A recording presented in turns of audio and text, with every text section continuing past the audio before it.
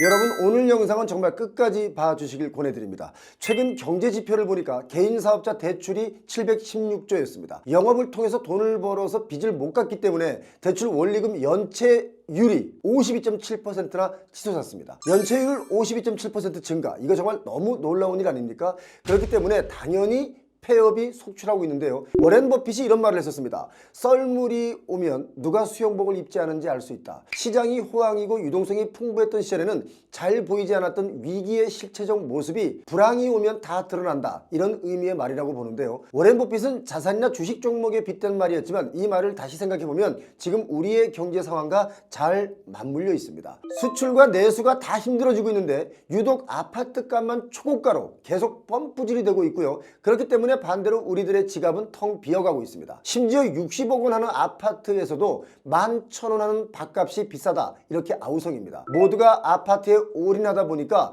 공장도 문 닫고 일자리도 줄어들고 대출금 원리금 갚느라 다들 빠듯하기만 합니다. 여러분 주머니 사정은 어떻습니까? 어떤 60대 후반의 식당 여자 사장님께서 제 손을 턱 잡고 이런 말씀하십니다. 내가 장사 40년 하면서 IMF도 겪어보고 돼지 구제역 파동도 겪어보고 조리독감 파동도 겪어보고 심지어 금융위기, 코로나 위기 다 겪어보고 오로지 6.25 전쟁만 안 겪어봤지 살아오면서 위기란 위기는 다 겪어봤는데 요즘처럼 어려울 때는 없었다, 이런 말씀하십니다. 제가 그래서 김치찌개 2인분 시키려다가 3인분 시켜 먹고 나왔습니다.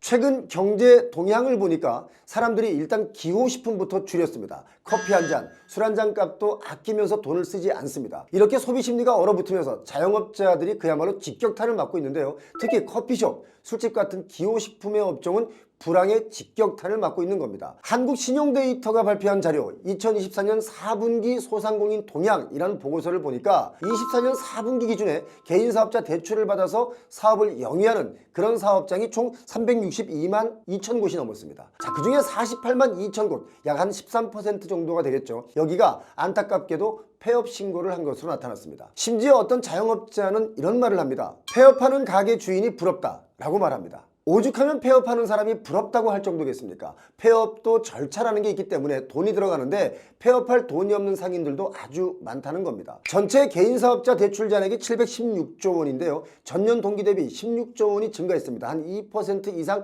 증가한 건데 정말 깜짝 놀랄만한 것은 연체 수준입니다. 대출 원리금 연체 규모가 전년 대비 52.7% 급증해서 11조 3천억 원을 기록했는데 여기서 더 기가 막힌 것은 은행권 연체액이 2조 4천억 원으로 전체 연체의 21.2% 수준이고 나머지 8조 9천억 원, 그러니까 한 78%, 80% 정도 됩니다. 제2금융권에서 발생했다는 겁니다. 제1금융권에서 대출이 어려워진 자영업 하시는 분들이 제2금융권으로 넘어갔다는 뜻이지 않습니까? 여러분 잘 아시다시피 제2금융권이 이자도 더 비쌉니다. 이렇기 때문에 갚아야 할 이자가 더 부담스러울 수밖에 없습니다. 그런데요, 정말 아이러니합니다. 서민들이나 국민들은 허리띠를 졸라매도 배와 등이 딱 붙어서 더 졸라맬 허리도 없는데 은행들은 막대한 이익을 보고 있습니다. 시중 5대 은행의 이익이 23년 대비 24년에 대폭 늘어났습니다. 국민은행이 10% 정도 늘어났고요. 농협이 11%, 심지어 우리은행은 이익이 23%나 늘어났습니다. 자, 자영업 중에 정말 더 위험해진 곳이 있는데요. 지난해 4분기 업종별로 매출을 보니까 카페,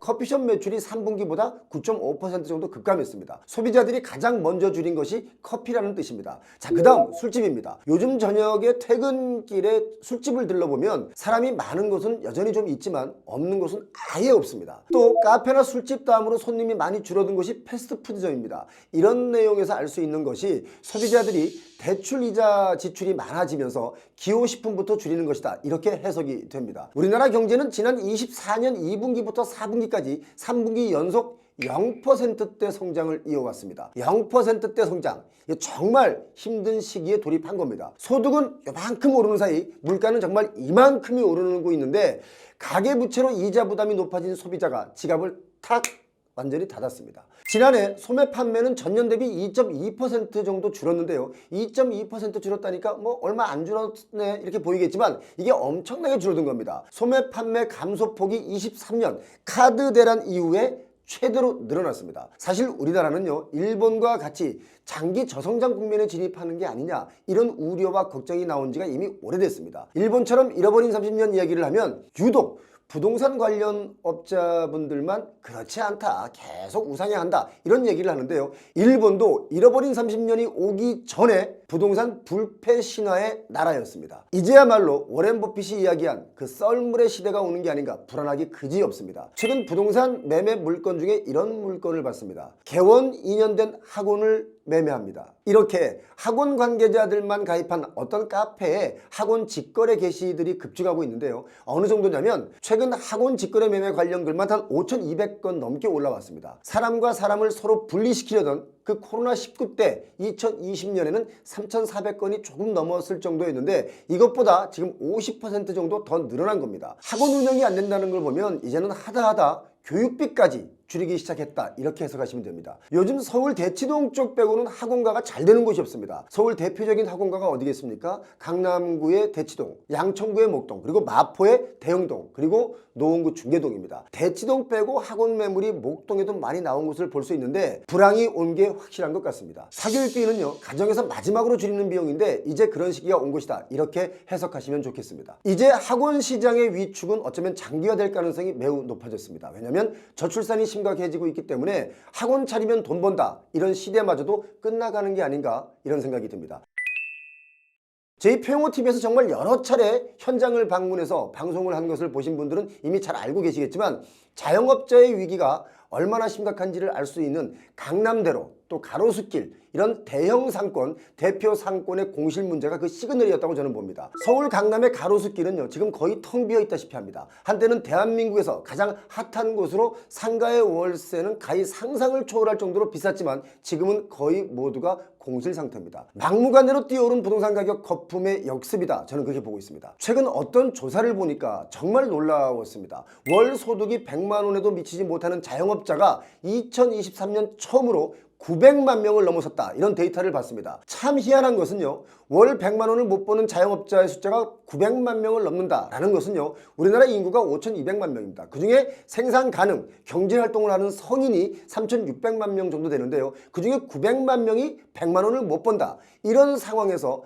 아파트값만 드립다 오르는 이 상황이 정말 여러분 이상하지 않습니까? 저보다 경제를 더 많이 하시는 경제학 교수님들께서 혹시 이 방송을 보고 계신다면 표용호TV에 출연하셔서 저를 좀 교육 좀 시켜주시면 크게 배우겠습니다. 경기 침체 위기가 저소득층 또는 소형 자영업자에게만 온 게 아닙니다. 고소득 전문직인 의사, 변호사, 중소사업가 등 상위 30% 고소득 자영업자들의 대출 연체율도 지금 9년 만에 최고치로 올라갔습니다. 고소득 자영업자의 연체율은 코로나19 때 2020년, 21년 그때 연체율이 0.5% 정도였습니다. 그때도 0.5% 정도였는데 24년 3분기, 작년 3분기에 1.35%로 아주 크게 올랐습니다. 지난해 24년 3분기 말에 고소득 자영업자 중에 금융권에 돈을 빌린 차주가 146만 7천 명 정도 됩니다. 전체 자영업자 차주의 46.9% 정도, 그러니까 절반 정도 되는 분들이 돈을 빌렸는데 연체율이 올라가고 있다, 이겁니다. 대출 잔액을 소득별로 보니까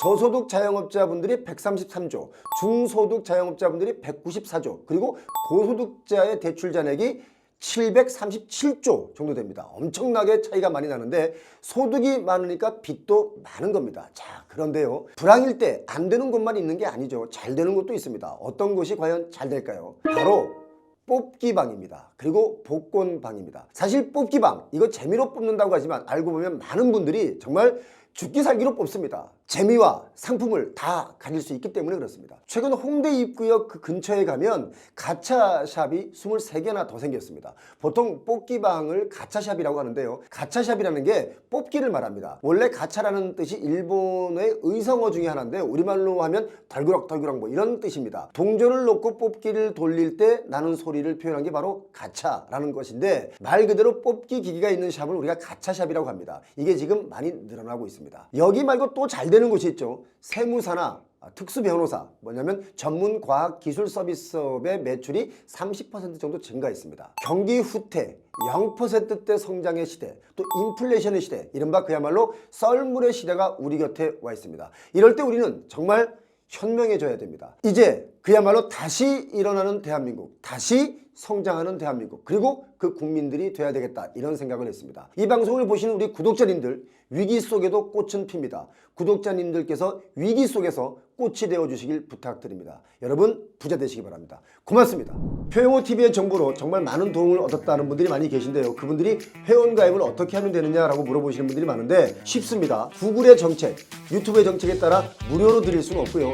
아주 싼 가격에 회원가입을 받고 있습니다. 회원 신청하시면 구독자 여러분들에게 좀 더 좋은 정보를 많이 알려드리겠습니다.